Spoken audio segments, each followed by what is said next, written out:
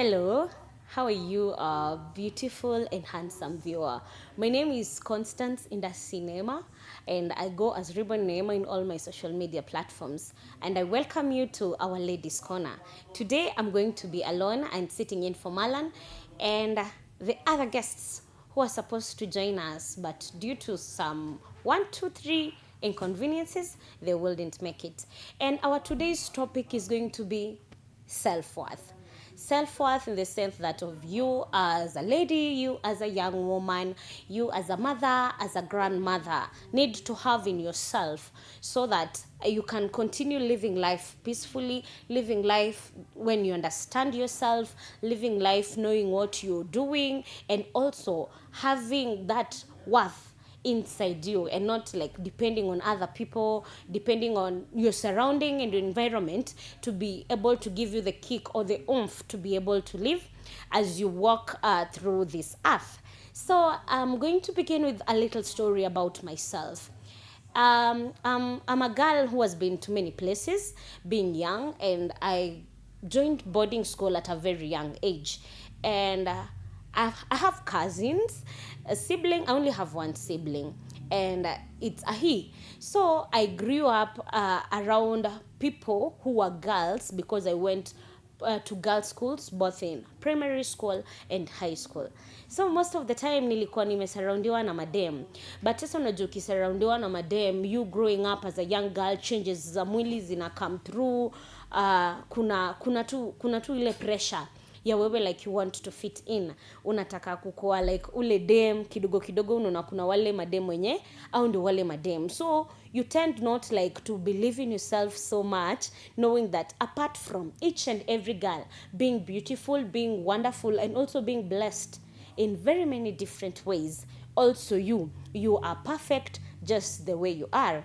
And also with the world putting the pressure on us with the standardization of beauty, of this is how a girl should look like, this is how a girl should sit, this is how a girl should talk, and this is how a girl should do her things, gives us a lot of pressure to want to fit in, to want to measure up to the standards of the world, forgetting that as the world is putting pressure on you, it comes to a point in life when it is just you and yourself. And as you grow up, there is this little baby that is in you. Now, the little Connie that is in me, the little Connie that didn't understand. Apart from women being diverse, women being beautiful in very many different ways, she couldn't like know even her that she's wonderful, she's beautiful, and she's worthy just the way she is, because the holy book tells us that each and everyone was created for a purpose, and we have our own purpose on this earth to fulfill. And there is no day that you can go nowhere on earth. Unaweza enda, then you put down your fingerprint and then it matches another person, which means you're unique. Wewe ni wewe tu, hakuna mtu mwingine mwenye anaweza kuwa kama wewe. But now as time went by, I went through primary school, moved to the next level, which was high school. Now in high school, when you're in a girls school, you get to go for funkies, and apart from going to funkies, now you're a form 1, you are a mono. Kuna vitu zingine unapata our parents like were not like so open kutuambia like the body changes. Now you go to high school, kuna wale wasichana wamejitambua, wamejielewa, they know what to do, they know like ukiangalia tu huyo dem ni dem anajielewa. Lakini sasa uko hapo, uko just so confused, unashanga tu nimekam shule ndo huyu mimi. Then kuna now meeting a larger crowd of women wenye some of them have already blossomed into womanhood, and you're there, you're still young, you're still hiding yourself like mimi siwezi. You have to like carry your clothes to the bathroom, unavalia uniform huko, unarudi, and then you're so amazed by whatever things you're seeing with the people who have like accepted themselves, like they can like the literal naked, they can literally be naked in front of anyone. They have accepted their bodies, they have accepted who they are physically, and can just take care of themselves. Time inaenda, then unaanza kushtuka. But when you continue growing up, I think these changes that comes, then unaanza kujua, so if so and so can be able to love themselves like that, also me, I can love myself. The changes that I'm experiencing in my body are just the same changes that other people are experiencing. But again, as I watch other people love themselves, there is also one thing known as self-worth, which is me as Connie have to love Connie. I have to be there for Connie. I have to take care of Connie. Because we tend most of the time to look for love, validation from outside, from other people who would want also to measure the kind of validation that you can have upon ourselves, forgetting that we are hurting ourselves. We are not like giving ourselves grace to be who we are supposed to be. That is why I like on this talk today, like I just want to encourage a young girl out there, not only just a young girl, any woman, because huwa tunasahau the fact that tuna grow up kimwili, we grow up kiakili, then we grow up looking for money, looking for a better life, then we forget to nurture ourselves and grow in ourselves so that we can be able to do whatever we are meant to do on this earth the perfect way that you can be able to do it, and also kukuwa able like to serve the people that we are with, or to live like vizuri na wale watu wenye we are saying that our watu wanatupenda. Have you like ever noticed at some point you might not like yourself so much, and whatever is inside you is what you project on the outside, then unaanza kusema ama you start having thoughts of, oh, mimi wasi hawanipendangi, mimi hawa wasi hawanielewi, ama hawa wasi haoni venye mimi nafanya kitu kama ni sawa. It is because you do not like from the first point, wewe mwenyewe haujipendi, haujivalidate, haujiconfirm that yeah, I'm that girl, I'm that woman, and as I am as a being, I can also be to the next person who is next to me. And that is when we develop toxic traits zenye ziko ndani yetu, and then we do not view them as toxic.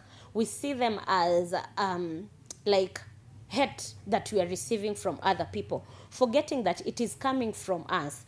When we love ourselves, when we accept ourselves, when we validate ourselves, that is able to be projected outwards, and people will see that if this person really loves themselves, they take care of themselves, then I have no choice but to reciprocate whatever energies they are giving out.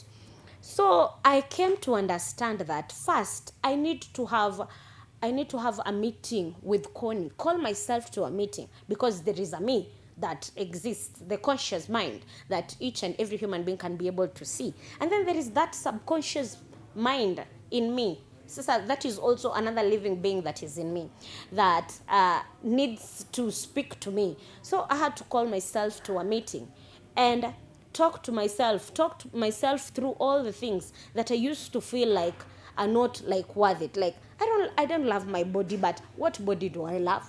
Can I like have that body that I'm saying I like? Before I say that I want to have that body that I say I like, did I even create myself? Really? And if the person who created me saw that I was ugly as I view myself, would they have taken their time to create me? And all the answers were no. Like, if he knew this was not the perfect design that I'm supposed to present to the world, then he wouldn't, because the Holy Book says that he's the perfect creator and he's the perfect artist, both anajua kufinyanga. And if he knows how to do that, then mbona apatie the world something that is bad? And also kuna the rejections maybe, or the projections that we didn't view them as positive while growing up. Again, I had to call myself to a meeting and sit down tukaanza ku take notes, like, okay, I felt this way, I felt I was treated the wrong way, I didn't feel good about myself, huyu mtu aliniambia mimi nakaa vibaya, but does it really have to affect me that much? Mimi mwenyewe naona nakaa vibaya. Tukaitana mkutano, tukakaa chini, tukafanya meeting na tukaona like mimi sikai vibaya, mimi venye nakaa napenda venye nakaa, I love my hair, I love my face, and I can be able, my smile is one of the best things that I own, and somebody else cannot be able to own myself. Tuka decide, since sisi tuko poa, nobody else is going to tell us that we are ugly. Nobody is going to tell us that, no, you need to take a small portion of food. Hizo tuliambiwa while we were young, when we were not aware of who we are, when we couldn't like make decisions for ourselves. But right now, since we can sit down, talk to ourselves, and counter check, go through the notes zenye tuko nazo, zile zenye tunaona ni mbaya mbaya, then comp out all the bad things, then we can relax and say thank you to the Creator for having done a good work in presenting us to the world in the most perfect way that we can be able to exist. And now, apart from that, now there is this inner voice that keeps on battling you most of the time. And I think this is one thing that each and every human being needs to get control of, because ini ile battle uko nayo, uko kwa watu, you're smiling, you're dressed so well, you're doing so well in your academics, you're doing so well financially, you're doing so well, people can see you have a great partner with you, academics zako kila kitu ziko sawa, but now inside your mind you're not okay, you're not at peace, and any little thing can be able to trigger you. And I think this is where the true self-worth comes from. Your subconscious mind kenye inakuambia whatever you're supposed to do. And this is how now we need to train ourselves. Pole pole tu, it can't like happen mara moja. Rome was not built in a day anyway. So pole pole, you teach yourself to appreciate you. Appreciate who you are. You say, as I've told you, my name is Connie. You say like, Connie, you are a good girl. Connie, you're doing well. In the pace that you're moving, you're also doing something. You need not to focus to what other people are doing. Ndio, they are giving you a challenge, and also they are giving you motivation to be able to move and forge forward with life. But what are you giving back to Connie? Give Connie some grace so that she can be able to be happy. Give Connie some grace to make mistakes, learn from the mistakes, so that they can be able now to make sober and good decision when that time comes. Si kila saa like, boy, nimefanya vibaya, leo hii nguo nimeivaa sijui nakaje, another ka voice kanapita kanakuambia, hata hiyo jawline yako haikai fiti. Kai, hiyo jawline yangu sijui nakaje.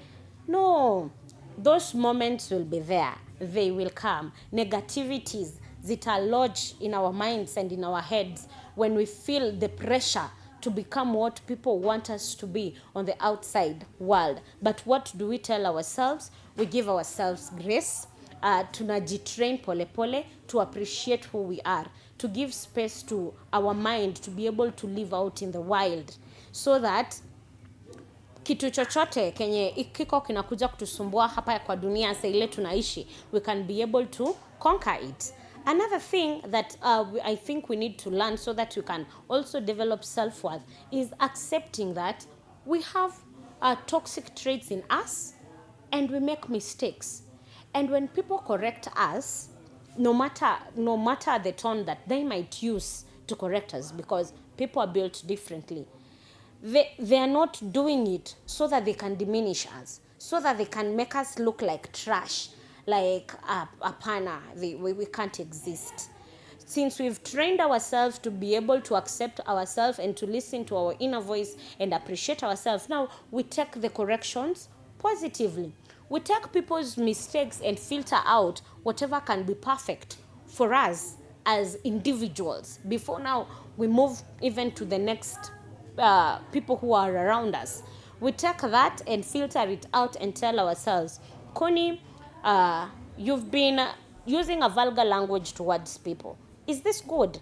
Okay, at some point it makes you feel good, but is it the right way to go? Is it the right way how you'd want Connie to be viewed? No. What are we going to do?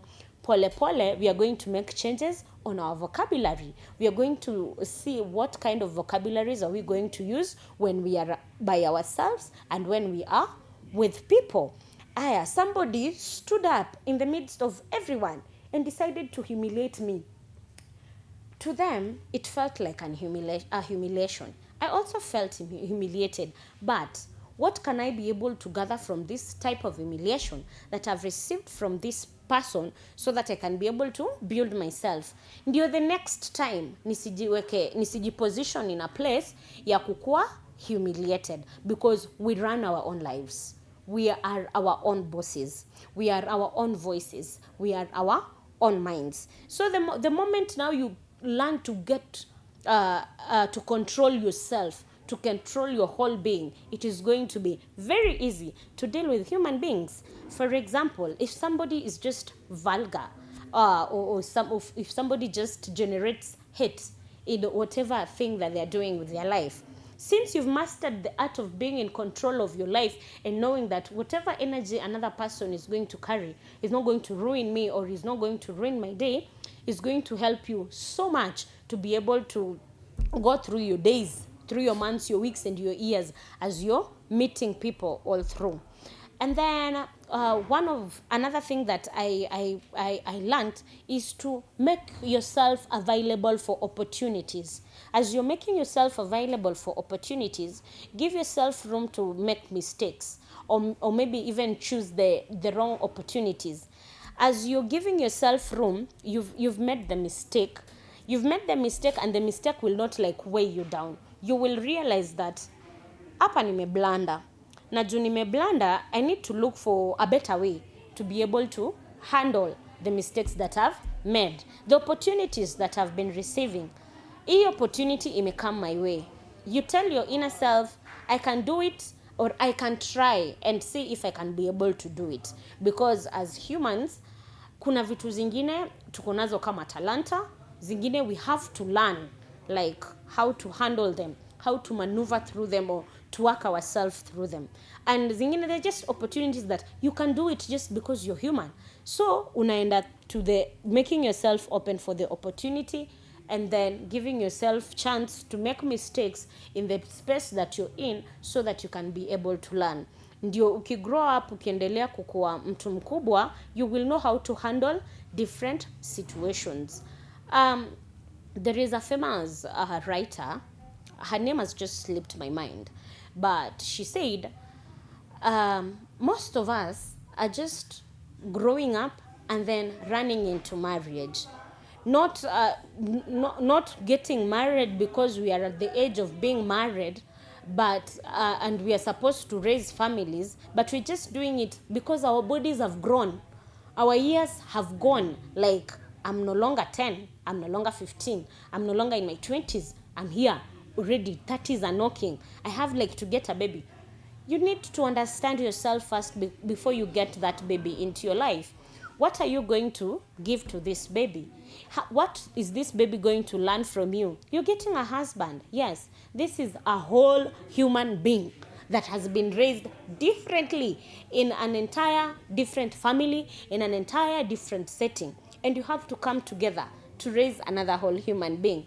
But since you did not understand the reasons and the purpose as to why you're getting into marriage, and understanding yourself, having affirmed and reaffirmed and confirmed to yourself that right now I'm ready for marriage, and I'm getting married to this person because there is a mutual understanding and we know what we are doing. Yeah. Sijasema ati kila mtu anaelewa ndoa. Do not misquote me. Hakuna mwenye anajua kila kitu. Lakini unajijua. Shetani wa mtu ni mtu. Like, you're your own enemy. So if you're your own enemy, you can be your own friend and you can understand yourself. When you get to understand yourself and know yourself, this is what I got to understand to whatever this lady was saying. When you get to know yourself, understand yourself, then you will be able to give out the best, so that marriages can be able to stand. But according to her, since all of us just move and transverse through life kwa sababu miaka imesonga, ama this is where we are supposed to be, then there, right, and then we make mistakes. Many divorces, children being raised by single parents. And ukiangalia even men, unapata most men, a man has not even understood himself. Just a few moments of pleasure got a lady into pregnancy. Hayuko ready mentally, emotionally, psychologically to become a father. They decide to be a deadbeat. And as time goes by, wakienda wakigrow up wanakuwa kubwa, they come and realize, no, I need to be in the life of this child. But sasa hawezi kuwa at that time. What has happened? Time has already elapsed. Hakuwa anajua cha kufanya. But only if they gave themselves grace to be able to understand who they are and to appreciate who they are, so that they can be able to transverse through life, they would have self-worth. And when they do things, they will not like regret. They will know, in whatever place that I've placed myself at this moment, I can be able to maneuver through it, or I can be able to walk through this thing and be able to come out successful. Kuna pressure ingine pia huwa inakuja kutoka kwa your peers. Mama, like you're running your own race. If just choosing names, if Eve has gotten married at 25 and you're getting married at 30, that's your journey. That is Eve's journey. If Eve's husband is one of the best husbands you've ever seen, that is Eve's husband. And Eve understands their life. They understand whatever the kind of husband that they have. So usitake kukua Eve. Be who you are. Just be, if you're Anna, be Anna. Live life as Anna. Do whatever makes Anna happy, so that you can be able to live well in the environment, survive well, and transverse through life. Mambo isikae ni kama life ni ngumu. Kenya life ni ngumu. Yes, in Kenya life ni ngumu, by the way. Juu hata tuliambiwa tunaenda kununua mafuta at 300 shillings per liter is too expensive considering the kind of economy that we have. So atuongeleli hiyo life ngumu ya 300 per liter. We are talking about life ni ngumu ya mimi as an individual. Unaanza kusema life ni ngumu, mimi hata siwezi kaa penye watu wengine wako kwa sababu watu wanipendi. No, you don't love yourself, mama, you don't. And if you don't love yourself, tuwezi kukupenda. And it is not like a must pia upendwe na kila mtu. A prophet is not accepted in their own home. Kama Jesus was sent to us by the Holy Father in heaven, anatumwa kuja kutukufia dhambi zetu, but sisi bado tunamuta huyu mtu hafai kukua hapa. So also relate your situation with things that have happened in the past, or things that have been there, ama how things just happen in the world, and know that vitu zingine atufai kuziweka. Don't carry things. Have a light heart. Achia roho ifanye kazi yake. Ipump tu damu. Ipump damu. Alafu wewe uishi maisha vizuri. Life iendelee kusonga. Ukijielewa na ukiishi na furaha. Because happiness ndio kenye tuna chase. All of us, we are chasing happiness. Kusikia fiti, kuishi fiti. Na tukishasikia fiti, tuishi fiti, tukue na sober mind. Ido, tutajua venye tutatafuta ido. Tutajua venye tutatafuta do, ndio sasa tu elevate kusikia fiti. Tunaanza kusikia fiti venye tunataka. Kama ni kusikia fiti Maldives, kusikia fiti huko coast, kusikia fiti kukula venye unataka, kuenda gym, kupiga luku, kupeleka mabeshte out, kupiga sherehe. Unaona? Sasa unafanya hizi vitu zote si kwa sababu ya pressure. Unafanya kwa sababu wewe mwenyewe unajua wewe ni nani. Na pia tuweze kugenerate positive energy kwa watu wenye wako around sisi. Wale watu bado wataki kujipenda venye wako, tunawaambia MC, hata pia mimi niko na faults zangu. Wewe unasema hivyo, like let me use my example. I'm short, man. Mimi ni mfupi. And kuna niki grow up nilikuwa naona ni kama mademu warembo ni wale warefu, the tall ones. Like they have nice legs, they have flat tummies, they have the correct proportion of boobs, their face and their neck. Lakini sasa hapa kuna watu ni warefu. Yes, mimi ni mfupi. I'm short. I'm like 5'2" or yeah, like 5'2". 5'2", 5'3", I don't know. Busy, but najua mimi ni mfupi. That is one thing that I know. But man, venye God alikuwa na ananit. Hiyo siku alikula lunch. Akakula lunch akashiba, na kukula lunch mbaya, alikula lunch akashiba. Then akatulia, akatake nap ya 10 minutes. After amemalizana na hiyo nap, akarudi kwa kazi yake, kuenda kukua mfinyanzi. And then he started creating me. Akasema nikiangalia umdem atakuwa mfupi, but nampatia uso noma. Man, look at my face. I'm not even wearing makeup. I have the nice, not even one of, I just have the best face. Look at my body. I have a good, what? I have a nice body. I have a nice shape. Ndio hiyo akanipatia akili, akaniambia chukua akili. Ngozi akanipatia ngozi nyororo. Sasa why should I like cry and lament and keep on saying mimi sikukuwa mrefu, sijui mimi I can't model. I do not have a flat tummy, but man, I got an ass. Like hata tukianza kunego na Mungu ataniambia like, bro, I've given you like almost everything that even nani atataka kuwa nayo. Then you're here lamenting. Everyone akona what is best for them, and that is why I always appreciate myself.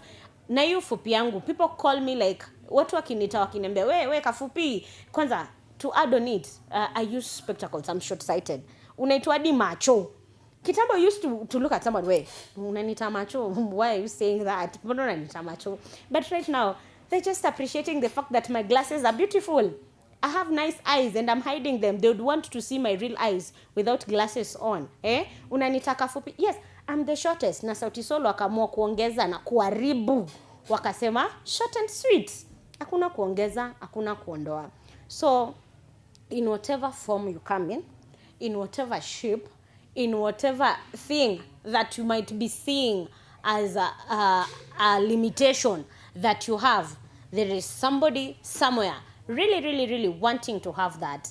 And since wewe ulipewa what you've been given, if it is a small waist yenye nye flavor huwa anaimba that ka small waist, God aliona that will be so perfect and so good for you.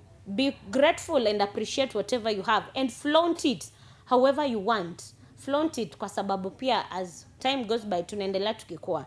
Enjoy your youth, enjoy your body, enjoy yourself, enjoy the inner you. Make the little girl that is inside you happy by appreciating yourself, by loving yourself, by taking care of yourself. Taking care of yourself in both ways, mentally, physically, emotionally, and spiritually. Usisahau Mungu, yeye ndo alikuumba. In whatever denomination you come from, there is a being that you believe in, and the being is supernatural. Thank that being, because that is how you believe. Thank them for whatever they have done to you and how they have placed you on this space known as Earth. And then now continue working to understanding what is your purpose on Earth, or what is your purpose on people's lives. What is your purpose in school? What is your purpose in your workplace? What is your purpose in whatever space that you might exist in, so that uweze kujipenda, uweze kuishi maisha ya furaha, na struggles zikikuja si struggles zenye zinakusumbua, ni hizi mambo zenye tunafaa tushindane nazo za taxes. Tunajua hizi taxes tunashindana nazo aje. Shule nafaa kupata first class, nafanya nini nipate first class? I'm supposed to take care of my family. What will I do to take care of my family? When you've already taken care of yourself, then you'll have space and time to be able to take care of others. And that has been my time. Again, my name is Constance Indasi Neema. In all social media platforms, I go by Reborn Neema.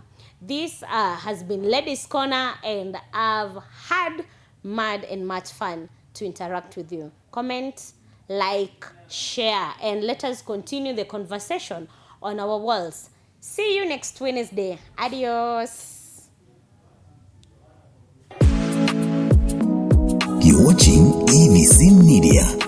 Quality oriented.